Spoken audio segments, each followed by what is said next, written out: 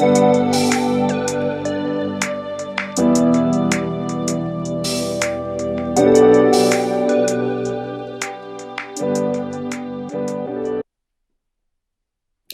right, so in this video, we're going to go over the concept of elasticity of demand. So some quick definitions. A product is elastic if small changes in the price leads to a significant change in the demand. So if you change the price just a little bit, you're going to see a significant change in your demand. A product is inelastic if small changes in the price does not change the demand. Your inelastic products are typically products that, are necessities, right? Think of gas, food. Those things are inelastic because no matter how much the price change, we need gas and we need food. Anyways, something called point elasticity. So point elasticity is the elasticity for a single quantity. We need calculus to calculate the point elasticity. Okay, why is that? This is very similar to how we first started talking about derivatives. I know it's been a while, but if you recall, we started off with the difference quotient. We said the difference quotient is just an average rate of change. Well, that's similar to what the arc elasticity is. Well, now for point elasticity, it's like we want to calculate the instantaneous rate of change. And if you remember, that's when we looked at derivatives. So it turns out that if you take the limit of the arc elasticity, you're going to end up with the following formula. Before I do that, let d of p be your demand function. Okay? So d of p means, demand means how many units you're going to sell. And so d of p is how many units you're going to sell at a given price. So if you know the demand function, then the point elasticity is the following formula. It is a negative p times the derivative of that demand function over the original demand function. And just a little side note here, the point elasticity is also called the elasticity of demand. So if you see that, it's just point elasticity. Okay. So before we jump into calculating the point elasticity, I want us to first of all practice getting the demand function. Okay. Here we go. For example here, we have our price function. So remember, little p is price. We have our price function is 500 over x plus 2. They want us to calculate the demand function. Remember, the demand is how many units that you sell. So all this means, and anytime it says solve for the demand function, it just means solve your equation for x. Okay? Here we go. I'm just going to rewrite this. So our price function is 500 over x plus 2. Okay, I need to solve for x. Let me get a different color here. So to solve for x, first of all, to get rid of a fraction, I'm going to multiply both sides by the denominator. For this, that means I'm multiplying both sides of the equation by x plus 2. Multiplying both sides of the equation by x plus 2. So what that means is that we now have, on the left side, it's just going to be x plus 2 times p is equal to, well, the beautiful thing is that the right side is going to cancel out, and we're left with just 500. We are trying to solve for x. So that means next I'm going to divide through by p on both sides. Got to keep that symmetry. And we are left with, on the left side, we're left with x plus 2 is equal to 500 over p. And the last step is subtract 2 from both sides of your equation. And here we go. We get that x is equal to 500 over p minus 2. In other words, come up here, our demand function, d of p, equals 500 over p minus 2. So the number of units that we sell based off a certain price follows this equation, 500 over p minus 2. The question didn't ask for this. Let me quickly show you what does that mean. So let's consider this.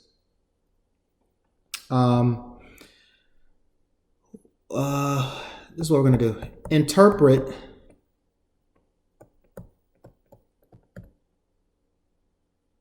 let's say d sorry about my handwriting, D of, let's say, 100. Okay.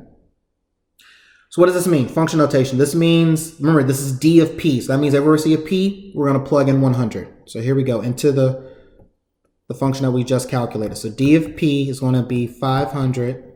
Let me change this. D of, let's do this. D of 100 equals 500 over 100 minus 2. 500 divided by 100 is 5. 5 minus 2 is equal to 3. So what does this mean? When you say D of 100 is 3, that means that for this particular product, just for this product, we will sell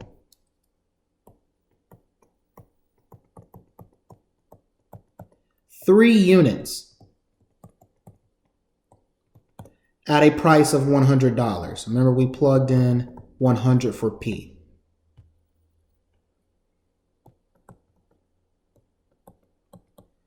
That's what that D of P function is telling you. Demand means how many are you going to sell. Okay. For example, determine the point elasticity of demand for the following demand function. So to recap, point elasticity, this is the notation we use. E of P is a negative P times the derivative of your demand over the original demand function. Okay. Well, for this one, we're ready to roll because they already give us the demand function. We don't have to solve for anything. So what I like to do is I like to go ahead and quickly calculate my derivative because I'm going to need that for my point elasticity formula. Well, D prime of P, okay, don't let the extra letters fool you. The derivative of 250 is 0. The derivative of negative P squared is a negative 2P. Here we go. So that means that the point elasticity is a negative, just following the formula, negative P times a negative 2P all over the original demand function, which was 250 minus P squared. Just going to clean this up a little bit. In your numerator, it's a negative P times a negative 2P. That's going to be a positive 2P squared over 250 minus P squared. That, folks, is our point elasticity. Okay. All right. So now we're getting to really the usefulness of this whole concept. For example, using the previous point elasticity function, determine if the product is elastic, inelastic, or unitary. Before we do that, let me just give you some quick notes. How do we know if something's elastic, inelastic, or unitary? If something is elastic, this is how you're going to know. If your point elasticity function, once you plug in that price, if it ends up giving you a value that's greater than 1, then that means that your function, the product, the demand is going to be elastic.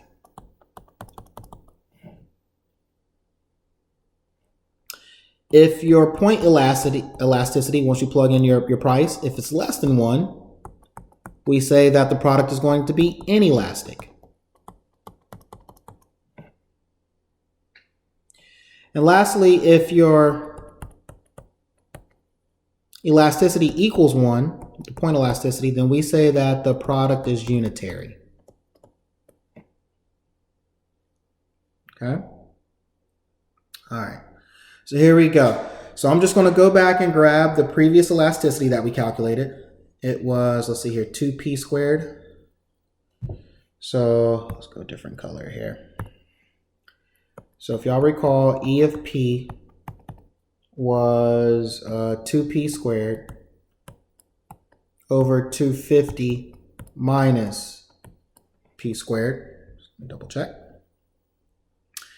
Now all we have to do is calculate E of 5. They tell us do it for a price point at 5. So E of 5 equals 2 times 5 squared over 250 minus 5 squared.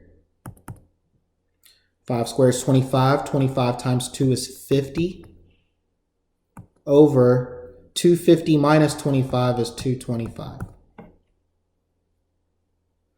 And so to get our value here, we're just going to take 50 divided by 225.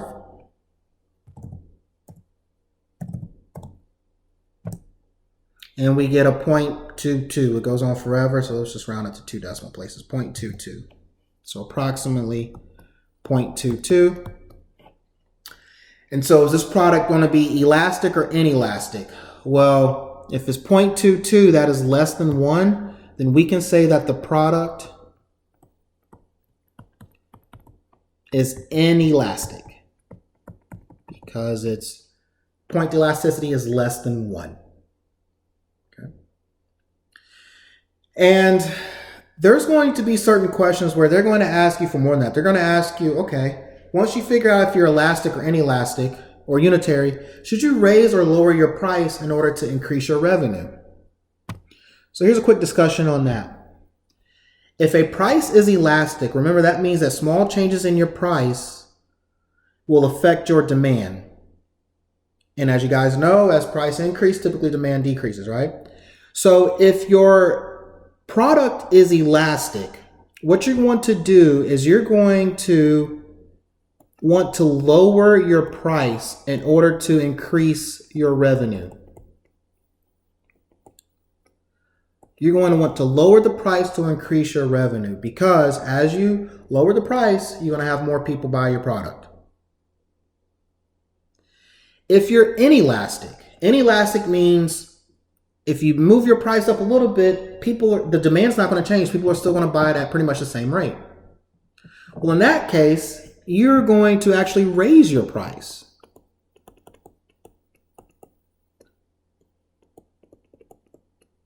To maximize your revenue or to increase your revenue.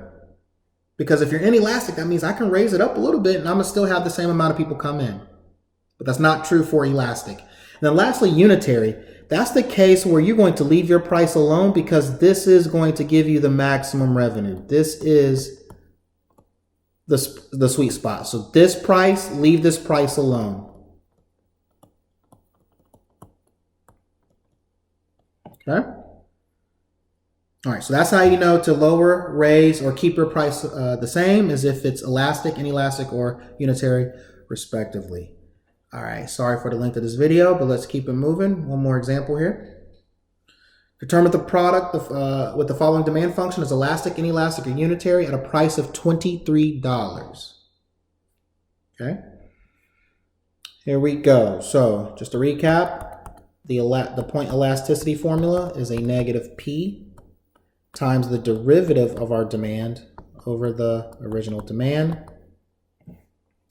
And so what I would recommend here is I'm going to rewrite this demand function as 500 times P to the negative 1 minus 2. Just makes it a little easier to take the derivative. D prime of P will then equal negative 500 P to the negative 2. And now we can calculate the point elasticity. It's going to be following the formula. A negative P times a negative 500 times P to the negative 2. All over 500 P to the negative 1 minus 2. Okay. What I'm going to do next to kind of make this look a little nicer is I'm going to go back and all those negative powers, I'm going to rewrite them as a positive power, which means move them to the denominator. So my numerator is going to be a negative P times a negative 500. The 500 has to stay up top, but I can move that P to the negative 2, move it to the bottom, and there's the P squared. Now it's a positive 2. Over, now the denominator, we're going to rewrite that as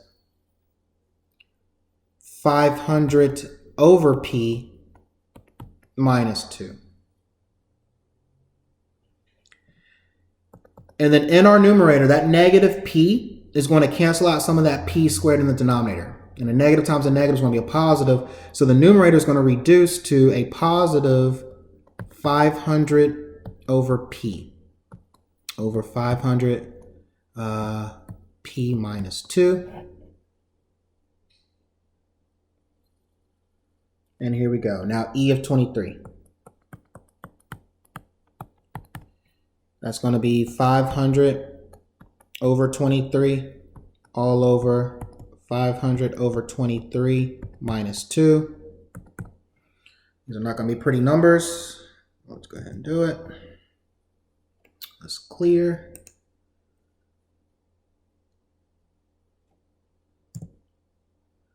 We're going to take 500. Where am I at? I'm going to take 500, divide that by 23. There we go. We got 21. Let's do 2 decimal places. 21.74. So we're going to have 21.74 over 21.74 minus 2, which gives us 21.74 over, let's say, 19.74. And then that is going to give us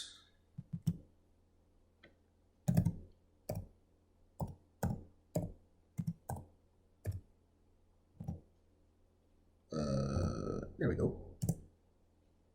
1.10 if we go to 2 decimal places.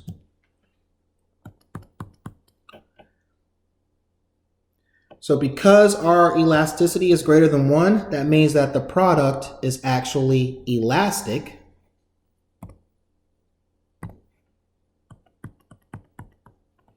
And I know they didn't ask this, but if we were to make a suggestion to our boss about whether we should raise or lower prices, because we're elastic, we should lower the price.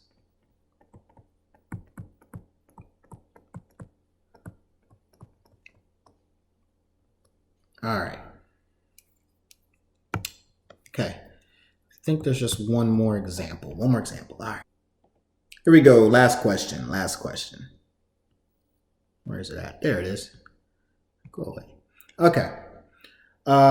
Determine the price that maximizes the revenue of a product with the following demand function. So if you guys recall, a few minutes ago, we said that, look, whenever the elasticity, the point elasticity equals 1, our revenue is maximized. So what we have to do is find the point elasticity, set that equal to 1, solve for P. That will give us the price that gives us the maximum revenue.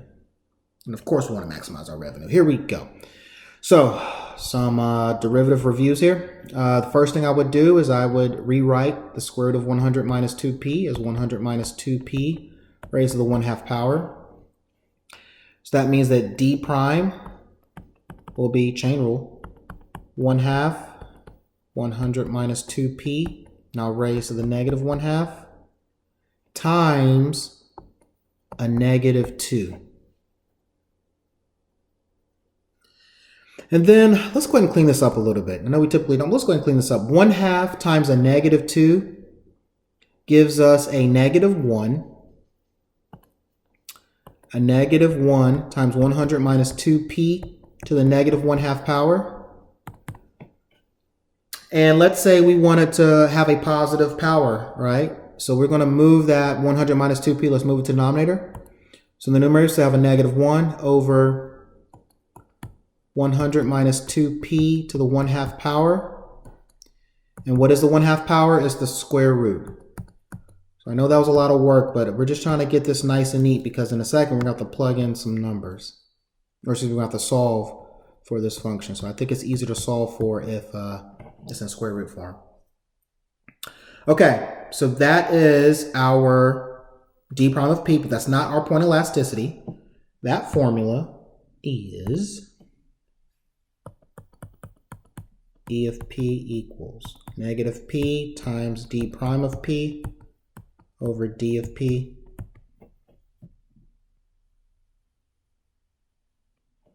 There we go. So for us, that means that the elasticity equals a negative p times a negative 1 over the square root of 100 minus 2p all over the original demand function, which was, if you remember, it was 100 minus 2p, the square root. So square root of 100 minus 2p. Once again, that original demand function, there it is. Okay. Let's clean this up. This is looking crazy. Okay, in the numerator, do a different color, kind of help you guys see this. In the numerator, a negative p is going to multiply that negative 1. So the numerator is going to become a positive p over the square root of 100 minus 2p. And then this is all over the square root of 100 minus 2p. Okay, let's be clear. That is our point elasticity. Now let's find the price that maximizes our revenue. To do that, as I said in the hint, what you're going to do is you're going to take the point elasticity, p, over square root of 100 minus 2p, over the square root of 100 minus 2p. You're going to set that equal to 1. Set it equal to 1. Okay. How do we solve this? We're now trying to solve for p. How do we solve this? Well, we need to now multiply both sides by your denominator. Trying to get rid of that fraction. So multiply the right side of the equation by 100 minus 2p, the square root of that, And also multiply the left side of the equation by, let's see if I can squeeze it in here. Square root 100 minus 2p. Sorry for the cramped handwriting there. Left side. Those are going to cancel. So on our left side of our equation, we're going to be left with just p over the square root of 100 minus 2p. That's that denominator of that complex fraction there. Equals on the left side, we're left with just square root of 100 minus 2p. Trying to solve for p. In order to do that, once again, got to get rid of another fraction. It's another fraction. How do we do that? Same process. Multiply both sides by the denominator, which is once again the square root of 100 minus 2p.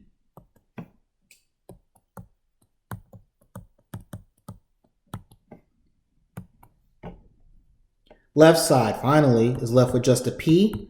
The right side, when we take the square root of 100 minus 2p and multiply it by itself, it's going to cancel out those square roots, and we're left with just 100 minus 2p. And folks, we're finally at a point where this is starting to look a little better. Add 2p to both sides. P plus 2p is a 3p. That's equal to 100. Lastly, divide both sides by 3. And we get that p is equal to 100 thirds, which is, I don't need the calculator, that's $33.33. Okay? So, in order for them to maximize their price, or their revenue, they should sell their product at a price of $33.33. That's 100 thirds. Okay, how about this example? Consider the following price demand function. So we have d of p is 5,000 minus 40p. For what prices will the demand be elastic? So sometimes in your business, you want to know, okay, for what range of prices, for what spread of prices will I be elastic? Or also you may want to know for what spread of prices will we be inelastic?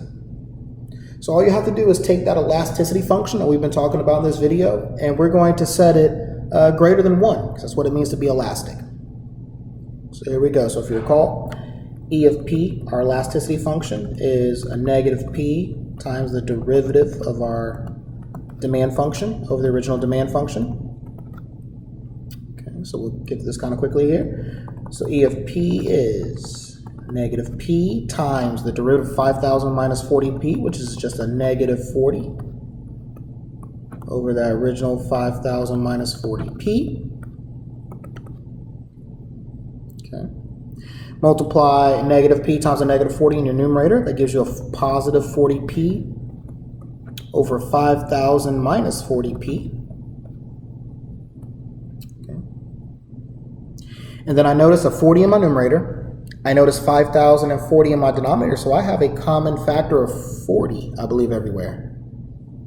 Yeah, let me double check that. Let me see. What's 5,000 divided by 40? 5,000 divided by 40. Is 125, okay.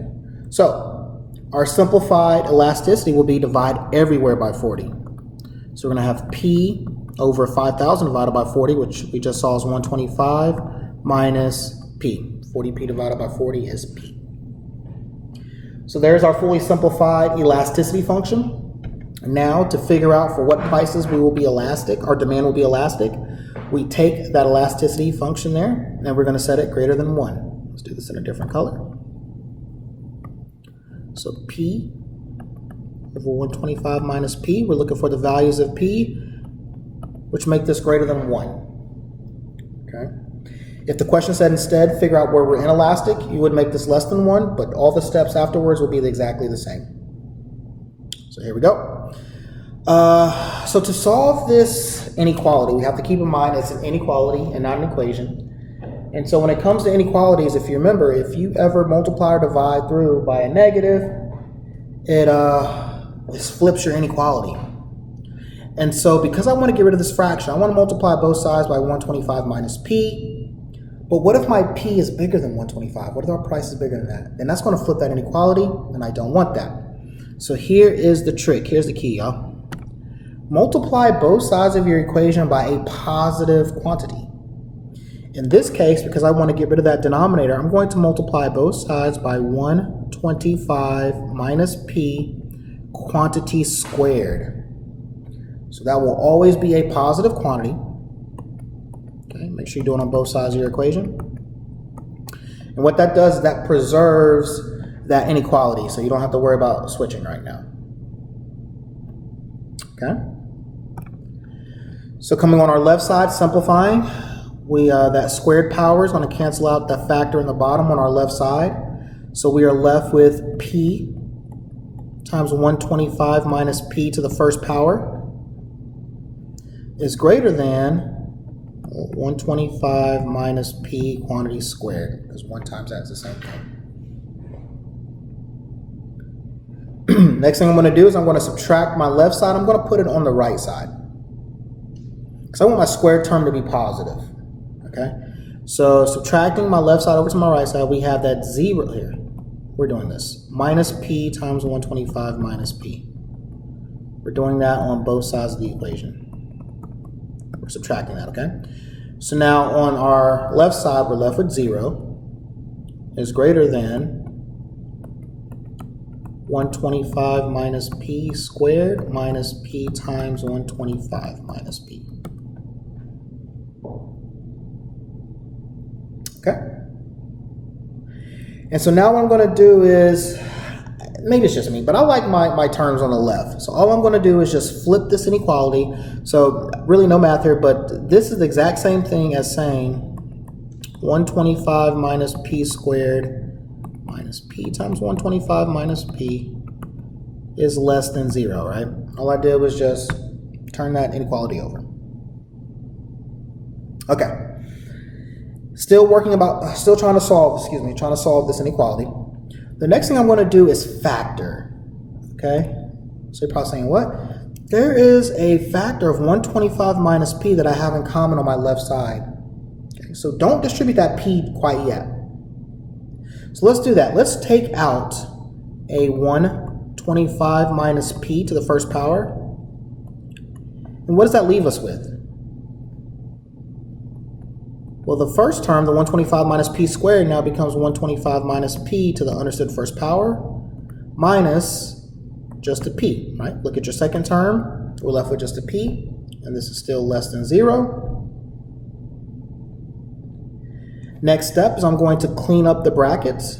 So don't forget your 125 minus P on the outside. Just make sure that's extra clear. That's 125 minus P. And then this has to multiply 125 minus P minus another P. So you can drop your parentheses in your bracket now. And so you get 125 minus 2P. This needs to be less than 0. Okay, almost there, y'all. So now what we have here is a fully factored quadratic in terms of P. Because if you think about it, if we were to multiply this out, I won't do it, but if we were to multiply this out, wouldn't we have a negative P times a negative 2P, which would give us a positive 2P squared? So what we have here is a graph of a quadratic. Positive 2p squared indicates that this parabola will open upwards. So now, if you recall in your algebra days, what this is saying is that we are looking for the values of p, or the values of x when you had algebra, such that wherever this parabola will become negative. Well, to figure that out, very important step here is to figure that out is we have to figure out the x-intercepts, or what's called the zeros. And you guys know this from your algebra days. To figure out the zeros, we set both of these factors equal to 0. So 125 minus p has to equal 0. 125 minus 2p. We're going to set that equal to 0. And this will give us the x-intercepts of that parabola. So 125 minus p, set that equal to 0. We get easily that 125 is equal to p. So one of the x-intercepts of that function is p equals 125. And then setting the other equation, solving the other equation, we get 125 equals 2p. Divide through by 2. You get that p is equal to whatever 125 divided by 2 is. I think it's 62.5.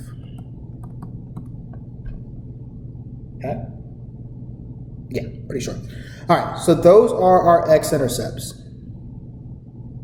So bringing this all together, what does that mean? That means that here is the graph of our elasticity function. Let's see here.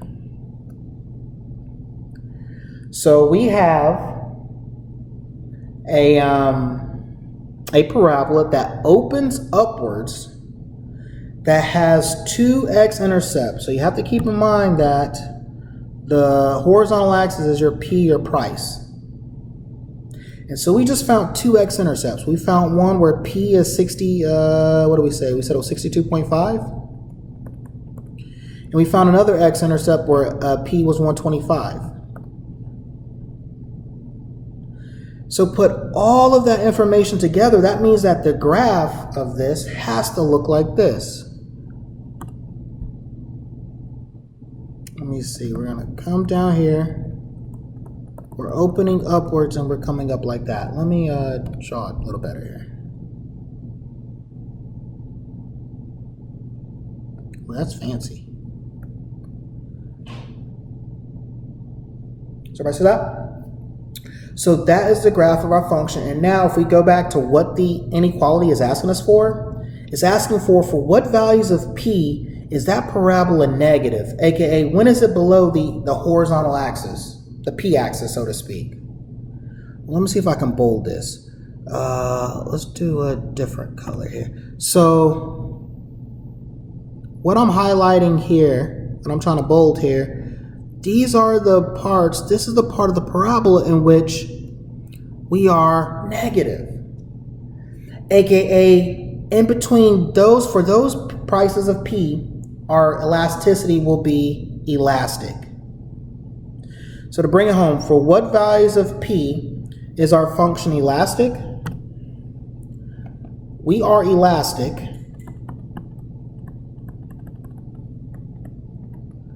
for values of our price that are more than 62.5 but less than 125.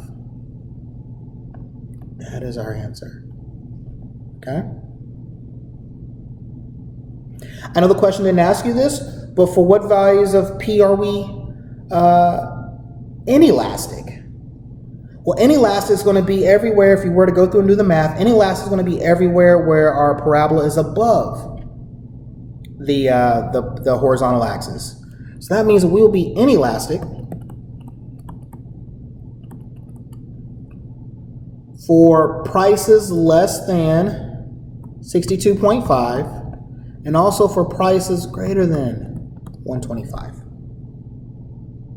Okay? Well, let's go back. Price is less than 60. Well, we can't have a negative price, so let's put a 0 on that. But yeah. So that's how you determine whether or not you are elastic or inelastic for what prices, okay? Once again, the key is multiplying through by your denominator squared, basically. All right, hope this guys helps you out with their homework. I'll see you in the next video.